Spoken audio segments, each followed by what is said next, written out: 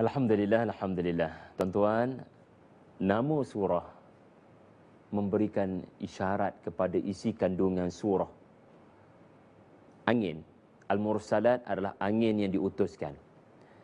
Angin bila bertiup, apa berlaku? Angin bila bertiup, dia membawa awan. Dan terkadang kerana awan terlalu tebal, kerana angin bawa awan berkenaan, tuan-tuan dapat nampak tak bintang-bintang cerah di malam hari? Tuan-tuan tak nampak bintang sebab awan tebal. Kadang-kadang saya kecewa tak dapat nak tengok supermoon baru-baru ini. Gerhana kerana awan tebal, kerana angin tiup. Subhanallah. Dalam suratul Mursalat Allah Ta'ala kata, akan datang satu ketika kiamat nanti, bintang-bintang ini ya Allah Ta'ala hapuskan cahayanya. Anda tak nampak bintang tu sebab bintang tu dah mati. Cahayanya terpadam. Jadi Allah sedang menerangkan kiamat dalam panorama yang orang-orang seperti kita boleh nampak setiap hari. Iaitulah memang setiap malam pun tak semua bintang kita boleh nampak. Kerana awan yang ditiup angin menyebab dan menghalang mata kita daripada dapat nampak bintang. So the point is, kita tak nampak bintang kerana awan yang ditiupkan angin, mursalat. Kiamat nanti, bintang akan mati. Cahayanya tidak lagi sampai. Dan hari ini bukan sedikit bintang-bintang yang telah mati, ya, sebagaimana ya kecoh ya baru-baru ini tentang penemuan black hole yang dikaji.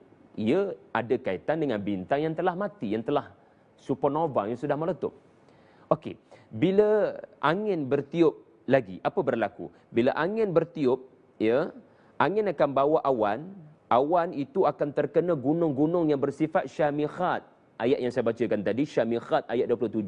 Bila angin yang bawa awan tebal terkena syamikhat, gunung-gunung yang tinggi, apa berlaku, tuan-tuan? Dia menyebabkan awan itu berkepul, lalu menjadi padat, kuat, lalu menjadilah mu'sirat, dia jadi hujan. Dia jadi hujan. The point is, awan itu akan terbelah bila terkena benda-benda tinggi seperti gunung. Bila terbelahnya awan, kerana terkena syamikhat, terkena gunung, Allah Ta'ala sebut kiamat pun akan jadi macam tu, di mana langit, yakni apa atas kepala kamu nanti, langit akan terbelah. Subhanallah. Langit akan terbelah, barangkali kamu tak ada gambaran. Kalau kamu tak ada gambaran, kamu tengok awan bila lalu gunung, macam mana awan itu terbelah.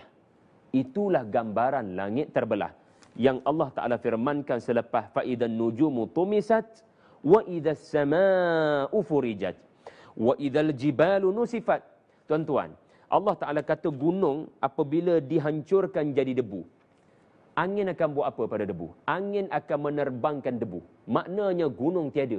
Gunung yang paling kuat, syamikhat tadi, akan tiada bila kiamat berlaku. Subhanallah. Masih ada kaitan dengan angin. Dan sekarang kita berada pada wailun yawma idzin lil mukadzibin yang ke-8, iaitulah pada ayat 45. Di mana apa maksud mendustakan di sini? Mendustakan di sini bermaksud mendustakan nikmat syurga. Dan menariknya Allah Ta'ala cerita syurga. Ayat pertama sekali tentang syurga adalah teduhan. Maknanya di bawah naungan.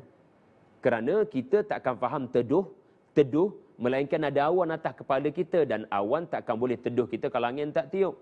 Juga ada perkataan kulu, makan, minum, tuan-tuan. Bila hujan telah turun, akibat daripada awan yang padat, kerana berlaga dan berlanggar dengan gunung-gunung, akibat tiupan angin, hujan pun turun. Bila hujan turun, apa yang berlaku?